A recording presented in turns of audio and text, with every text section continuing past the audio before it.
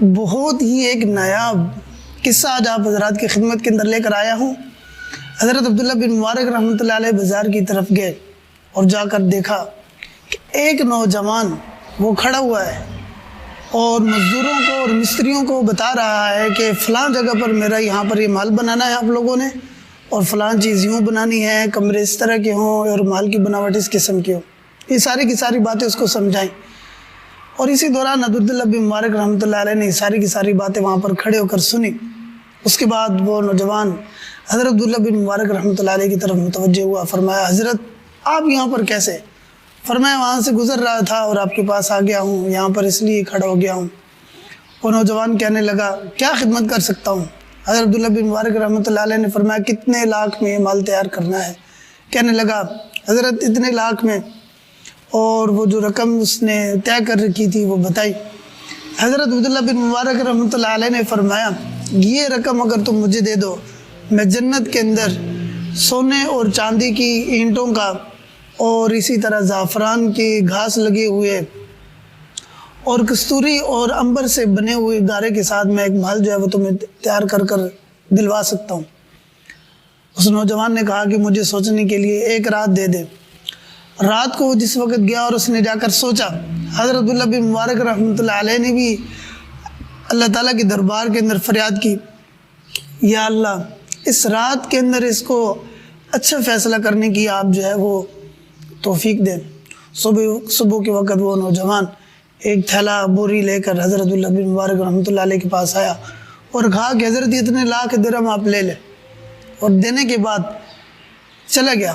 حضرت عبداللہ بن مبارک رحمۃ اللہ علیہ کو کہا کہ مجھے ایک کاغذ کے اوپر تحریر لکھ کر دیں کہ جو بات آپ کہہ رہے ہیں یہ بالکل درست ہے۔ حضرت عبداللہ بن مبارک رحمۃ اللہ علیہ نے کہا کہ اس کے اوپر یہ بات لکھی کہ یہ فلاں نوجوان کے لیے تصدیق نامہ ہے، یہ اتنے لاکھ درہم مجھے دے رہا ہے، جنت کے اندر میں نے اس کو یہ مال دلوانا ہے۔ اور یہ تصدیق نامہ لے کر وہ نوجوان چلا گیا اور یہ درہم جو ہے حضرت عبداللہ بن مبارک رحمۃ اللہ علیہ کو دے دیے۔ حضرت عبداللہ بن مبارک رحمۃ اللہ علیہ نے وہ درہم جو ہے وہ تقسیم کرنے شروع کیے، شام کو سارے کے سارے ختم کر دیے۔ اس کے بعد وہ نوجوان جو ہے وہ گھر کے اندر گیا۔ چند دنوں کے بعد حضرت عبداللہ بن مبارک رحمۃ اللہ علیہ صبح کی نماز کے بعد محراب کے اندر جس وقت کھڑے ہوئے تو وہ ایک پرچہ پڑا ہوا تھا، اس کو اٹھایا۔ اٹھانے کے بعد اس نوجوان کے گھر کی طرف آئے، فرمایا کہ وہ نوجوان کہاں گیا؟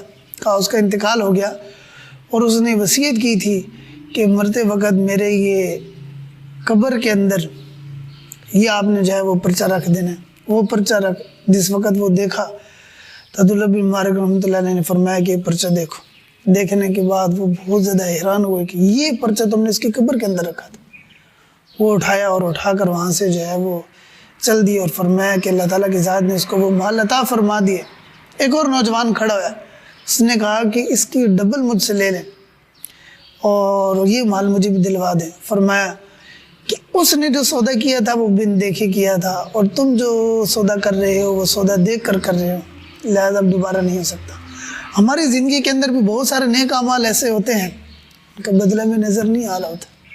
ہم پریشان ہوتے ہیں کہ یار میں نمازیں پڑھ رہا ہوں، ذکر اذکار کر رہا ہوں، میں تو نیک کام کر رہا ہوں، اس کا بدلہ کہاں جا رہا ہے؟ اس کا بدلہ میرے دوست اللہ تعالیٰ کے پاس محفوظ ہے۔ ہم کرتے جائیں اللہ تعالیٰ کی ذات ضرور ہمیں دیں گے، اور اس وقت ہمیں حسرت ہوگی کہ کاش میں اور کر لیتا۔ اللہ تعالیٰ کی ذات مجھے آپ سے زیادہ خود کرنے کے عمل کی توفیق عطا فرمائے۔ السلام علیکم ورحمۃ اللہ وبرکاتہ۔